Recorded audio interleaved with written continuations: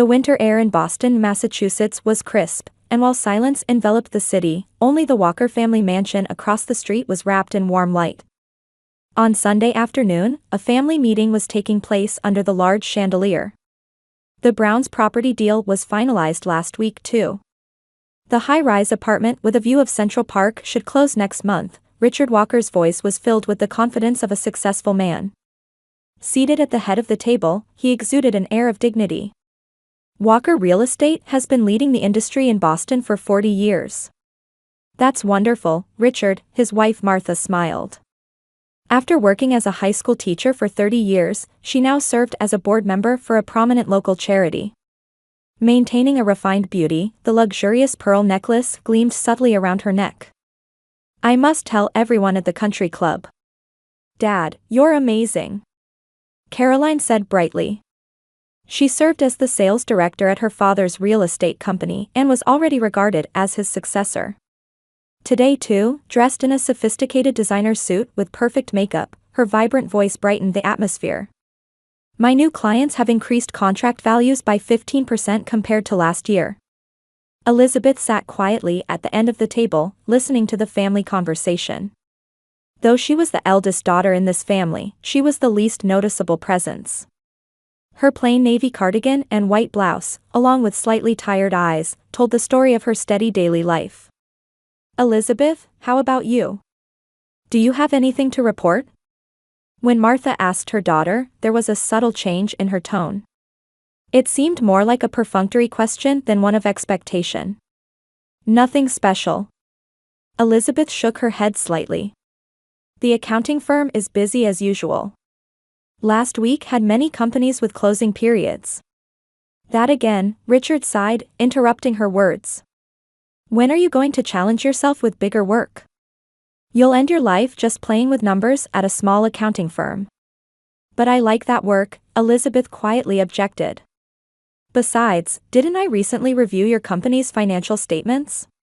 That's your duty, Richard waved his hand dismissively. It's only natural since it's the family company. You should be on the front lines like Caroline. Elizabeth silently sipped her tea. Her work at the small accounting firm was not understood by her family. In reality, her accurate financial analysis and detailed tax knowledge silently supported her father's real estate business. However, this was considered a given and never appreciated. Elizabeth is always so steady, her mother Martha said. Elizabeth had been hearing the indirect criticism in that voice for 15 years. But at your age, you could be more adventurous. Look at Caroline. She's always moving forward. Caroline smiled with satisfaction. That's right. I'm going to be in a TV commercial next month. It's for the company's image enhancement. Congratulations, Elizabeth said as cheerfully as she could. Being constantly compared to Caroline had become part of her daily life. Her sister was beautiful and sociable, showing everyone her joy in being involved with their father's business. In contrast, Elizabeth's preference for mathematics and statistics during her student days was always dismissed as an odd hobby in this family.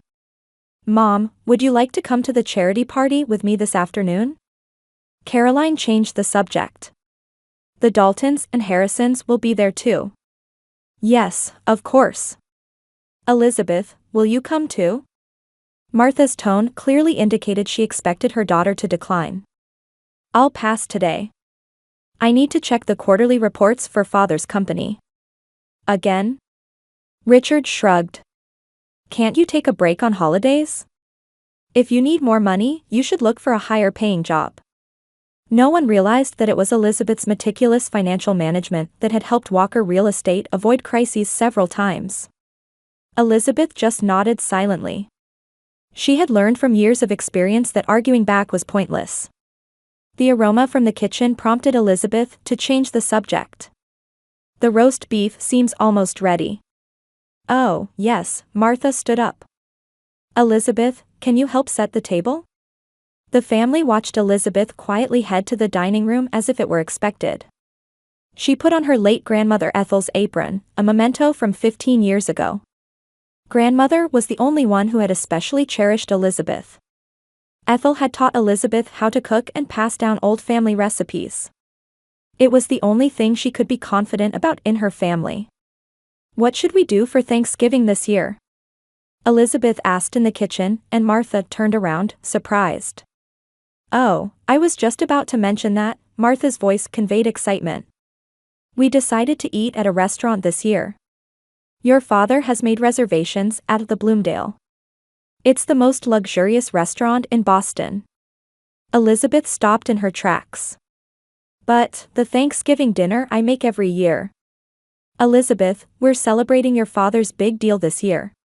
Caroline has also brought in a major contract. It's a special occasion to celebrate with the whole family." A special occasion. The only opportunity for Elizabeth's cooking to shine had been taken away. She continued setting the dishes in silence. "I see, all right. You'll come with us, of course," Martha said matter-of-factly. "Since you're family." "Yes, of course," Elizabeth smiled.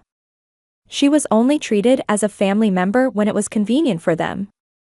She was quietly wondering, do I really belong here? Between her continuously successful father, sociable mother, and brilliant sister, did she, who chose to walk a normal path, truly belong as part of the family?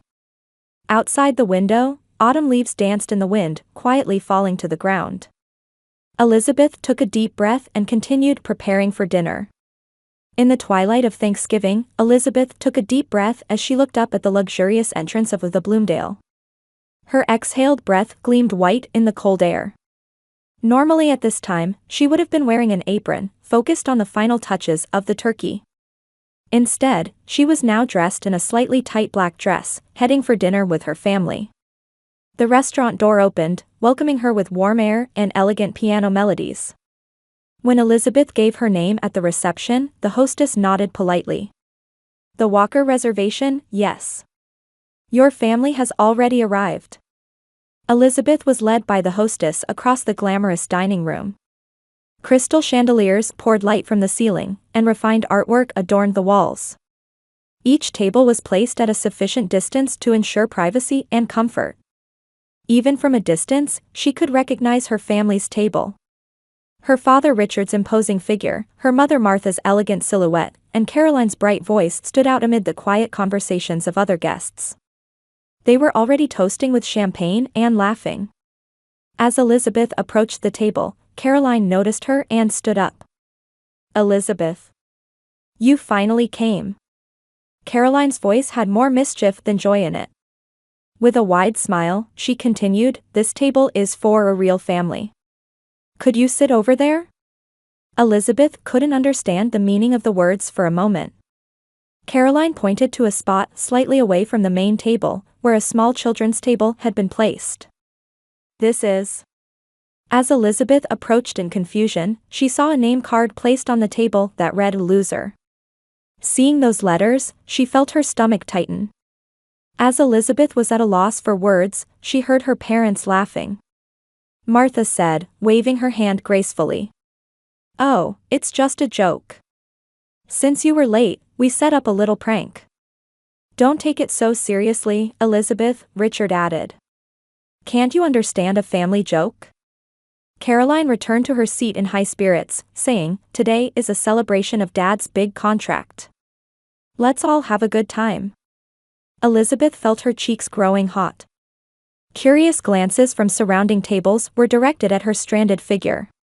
She raised her face, trying to maintain as much dignity as possible. "Of course, I know it's a joke," Elizabeth said quietly. She slipped the name card from the small table into her pocket and headed toward the family table. However, the seat prepared for her was at the corner of the table, facing almost directly into the server's pathway. "Oh, Elizabeth," Martha said. "You're wearing a black dress. You should have chosen a more festive color." "Yes, sister," Caroline agreed. "Such a funeral color for Thanksgiving." Elizabeth sat down silently. It would be pointless to explain that this was the only formal dress she owned. On an accounting firm's salary, she couldn't afford the designer dresses that Caroline wore. The waiter distributed menus, and Richard immediately ordered expensive wine. "Tonight is a special night. Let's enjoy the best." The table conversation began with tales of Richard's latest successful real estate deals. Martha listened to his stories with adoring eyes, smiling at appropriate moments. Caroline boasted about her sales performance, basking in her father's praise. Elizabeth sipped a little wine and stared at the menu. No one asked for her opinion on the Thanksgiving dishes. The value of the meals she had prepared with all her heart every year was now completely forgotten. While waiting for the food to be served, a gentleman who appeared to be the restaurant owner was making rounds to each table, checking on the guests. The stylishly suited man walked with confident steps, occasionally engaging in brief conversations with customers. As he approached the Walker family table, Richard stood up and shook his hand. "Michael Bloomdale. What a wonderful restaurant. We're honored to be welcomed by you." "The honor is ours, Mr. Walker," Michael responded politely. "We're privileged to have you choose our establishment." When it was Elizabeth's turn during the introductions, Caroline interrupted, "And this is my sister Elizabeth. She, well, works at a small accounting firm." Her tone clearly contained contempt. Michael turned to Elizabeth, bowing slightly to acknowledge her presence. There was a light of compassion in his blue eyes. "It's an honor to meet you, Elizabeth." Elizabeth smiled back. "It's a wonderful restaurant." Michael looked back at her with slight surprise. There was a light in his expression as if he had discovered something interesting. As dinner progressed, the family conversation increasingly excluded Elizabeth. Richard and Caroline talked about their work successes, and Martha boasted about her interactions with local dignitaries. Elizabeth's contributions, supporting her father's company finances and preparing Thanksgiving meals every year, were completely forgotten. When Elizabeth woke up the next morning, the memories of the previous night vividly returned. The humiliation at the Thanksgiving dinner. Her family's laughter. And the final joke. The coldness when the waiter placed the bill in front of her at the end of the meal, saying, "This is just for your portion, ma'am." Her family had even excluded her from their bill. However, she couldn't forget the unexpected salvation that happened at that moment. The restaurant owner, Michael Bloomdale, quietly approached and announced, "Tonight's dinner is on the house, by special recommendation of the chef." That act of kindness and preservation of dignity left warmth in Elizabeth's heart. As morning light filtered into her room, Elizabeth made a decision. She would go thank him for his kindness. She selected elegant casual wear from her small apartment closet and got ready. The Bloomdale was preparing for lunch service. The entrance door was open, but there were no customers yet. As Elizabeth hesitantly entered, a young staff member in uniform noticed her. "I'm sorry, but we're not open yet." "Yes, I understand," Elizabeth answered somewhat nervously. "I wanted to thank Michael Bloomdale." "What's your business?" The voice that turned around belonged to the man who had saved her dignity last night. Michael Bloomdale, in a casual shirt and slacks, gave a more relaxed impression than the previous evening. "Ah, yesterday's." Michael recognized her and smiled warmly. "Elizabeth Walker, right?" "You remembered." Elizabeth was a bit surprised. Of course, Michael approached her and extended his hand. "What brings you here today?" "I wanted to thank you for last night," Elizabeth answered sincerely. "I'm very grateful for your kindness." Michael smiled and invited, "Do you have some time? Would you like some coffee?" When Elizabeth nodded, he guided her to the back of the restaurant. In a small office space next to the kitchen, staff were beginning preparations for lunch. Michael poured her coffee and offered her a chair. "Actually, yesterday I became interested in the story about your grandmother's traditional cooking," Michael said quietly. Elizabeth was surprised. During the meal, she had only exchanged words with Michael for a moment. "About my grandmother?" "Yes, when you moved to a seat a bit away during the meal, you were talking about traditional Thanksgiving dishes you learned from your grandmother. I happened to be passing by at that time." Elizabeth remembered. During dinner, on her way to the restroom alone, she had been approached by an elderly couple at the next table. The conversation turned to Thanksgiving, and she had talked a little about the special recipes she learned from her grandmother Ethel. "After hearing that, I became very interested," Michael continued. Actually, we're considering a new concept at the Bloomdale. We want to offer authentic American traditional cuisine, not just high-end French food. Elizabeth nodded in surprise. That's a wonderful idea. Could you tell me more about those dishes? After a moment's hesitation, Elizabeth began talking about the recipes inherited from her grandmother Ethel. The special herb stuffing for turkey, the secret ingredient in cranberry sauce, and the sweet potato casserole recipe that had been passed down for generations. As she spoke, her eyes began to shine, and passion seeped into her normally restrained tone. Michael listened intently, occasionally asking questions. "That's wonderful," he said. "The soul of real American home cooking is there. Many people have forgotten that." "Cooking is something special to me," Elizabeth quietly confessed. "I work in the world of numbers, but my true passion is cooking. Would you make those dishes for us sometime?" Michael's suggestion was sudden. "Of course, we'll pay you. I'd like our chefs to see the essence of it." Elizabeth was so surprised she was at a loss for words. "I am not a professional." "That's precisely why it's valuable," Michael said eagerly. "Restaurant chefs may have perfect technique, but many haven't experienced the taste of home, real tradition." Elizabeth thought it over.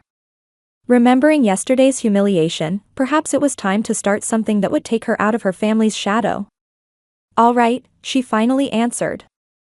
"I'll give it a try." The following Saturday morning, when the restaurant was closed, Elizabeth stood in the spacious kitchen of the Bloomdale.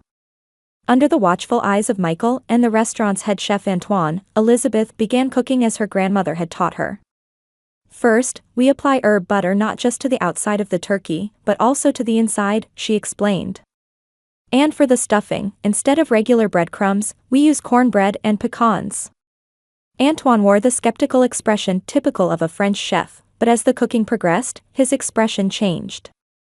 The aroma filling the kitchen was different from the sophisticated French scents, it was something nostalgic and heartwarming. When they tasted the completed dishes, the chefs fell silent. Antoine was the first to speak. "This is unexpected. Though technically simple, it has such a complex flavor.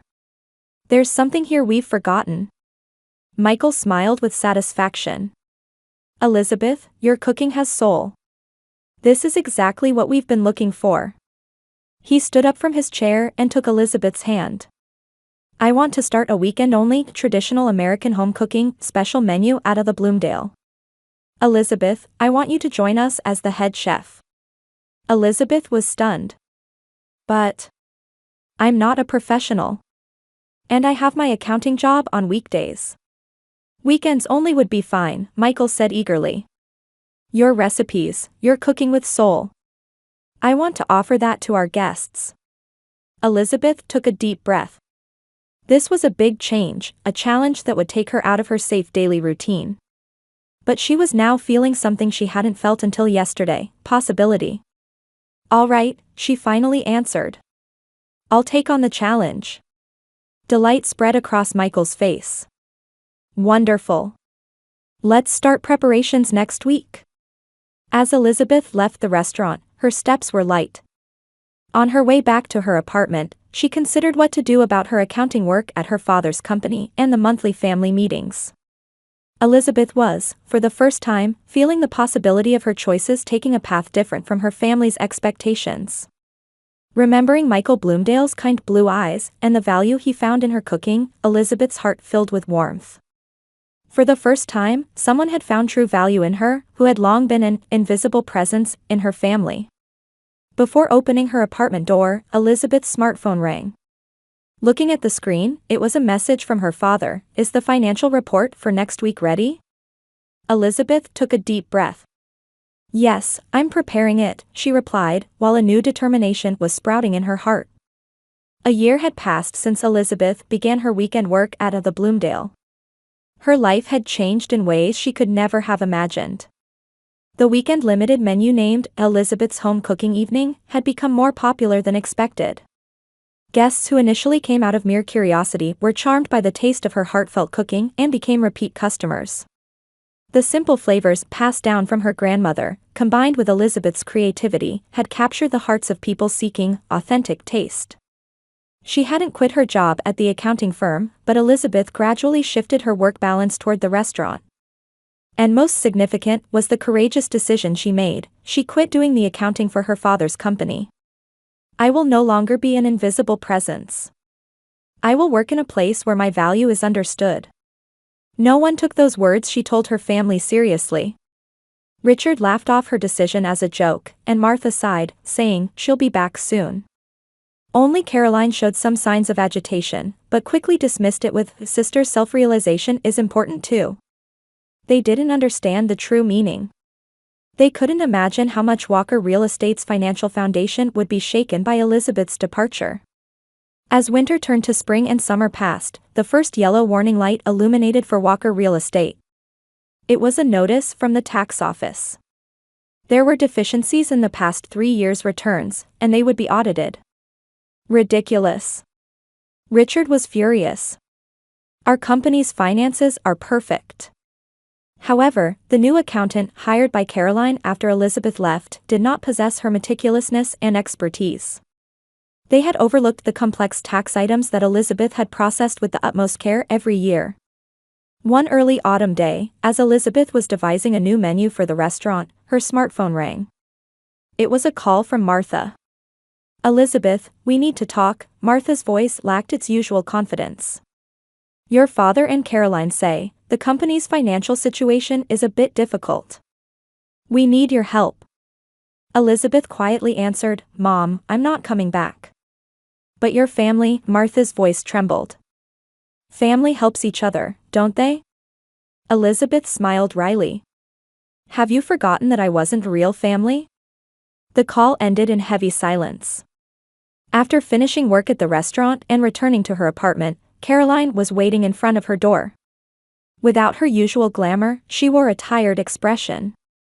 "Sister, I want you to hear me out," Caroline said in an unusually humble voice. In the small living room of the apartment, Caroline revealed the facts. Walker Real Estate was on the verge of bankruptcy. As a result of the tax audit, they were facing a large additional tax assessment.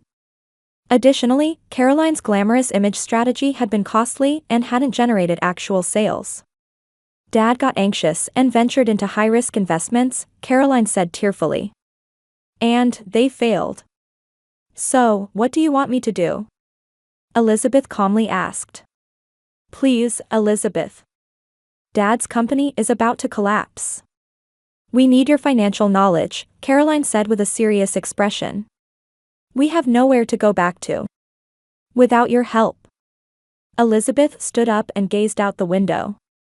Rain was quietly beginning to fall.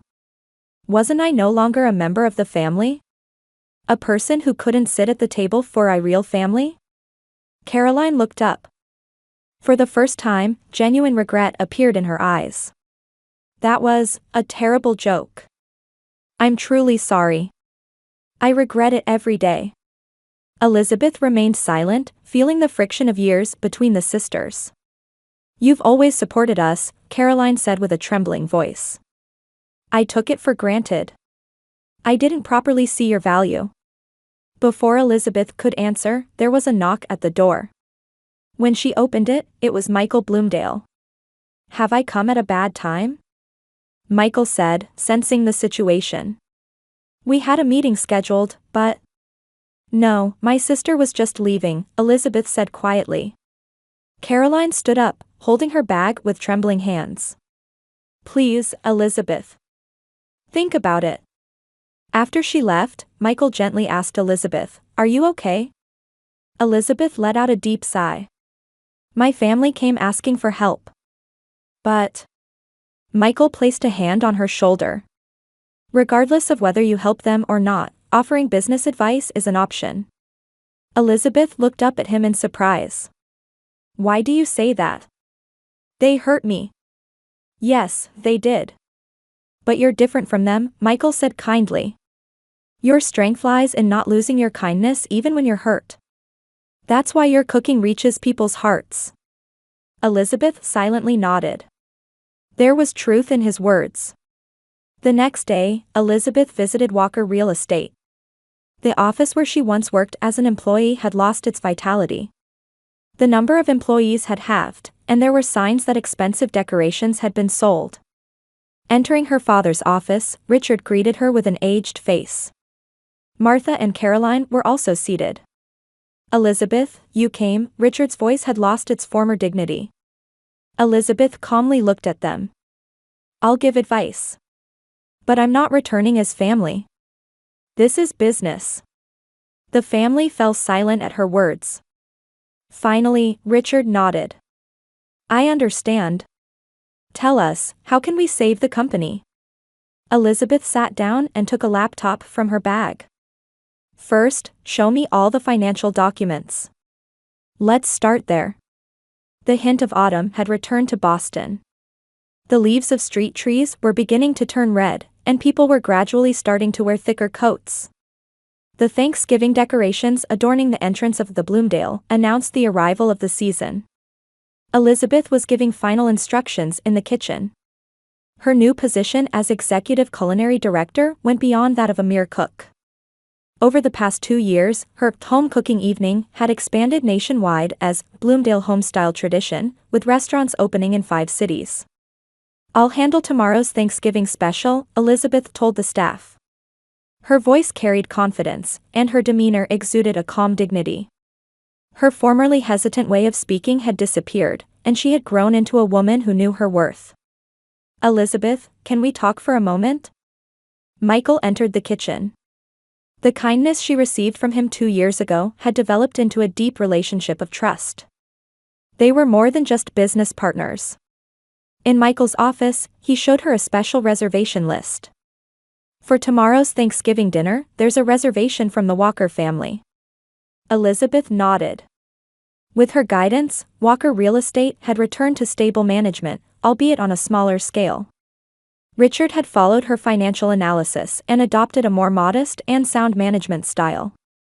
Caroline had also gone back to business school and was acquiring steady practical skills. "Have you prepared name cards for the table?" Elizabeth asked with a smile. Michael laughed at her joke and responded, "Should we prepare a special VIP table?" "No, a regular table is fine," Elizabeth answered quietly. "I want them to understand that real family is about respecting each other." The next day, Thanksgiving. The restaurant was fully booked from early on, and the staff was busy working.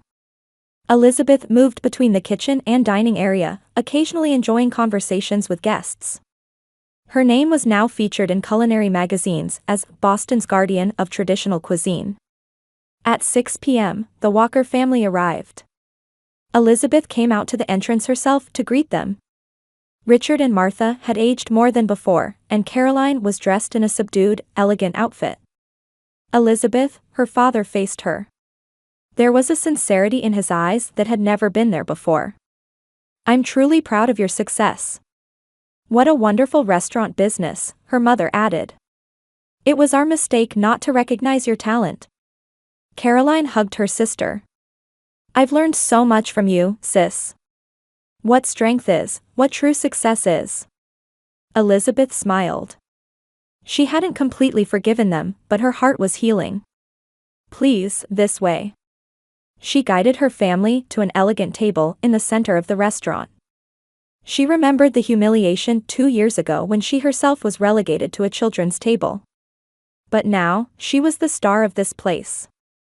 "I've prepared a special menu," Elizabeth quietly announced. "Grandmother's recipes, with just a bit of my own touch added." As the meal progressed, new conversations were born among the family. Richard frankly acknowledged his mistakes, and Martha spoke about her new activities supporting small local business owners. Caroline was passionately explaining a more honest approach in the real estate business. By the time dessert was served, Michael approached the table. He gently placed his hand on Elizabeth's shoulder and asked, "Are you enjoying yourselves?" "Wonderful food," Martha said with heartfelt gratitude. "We're proud of what you've built." Looking at Elizabeth, Michael quietly said, "You've taught us all something. A family doesn't need to be perfect. What's important is respecting and supporting each other." Elizabeth placed her hand on his. In her eyes were reflected a bitter past and a hopeful future. Families may fail, but true bonds are born from recognizing each other's value. She now understood this. Outside the window, snow had quietly begun to fall. The sense of a new season, a new beginning, gently embraced them.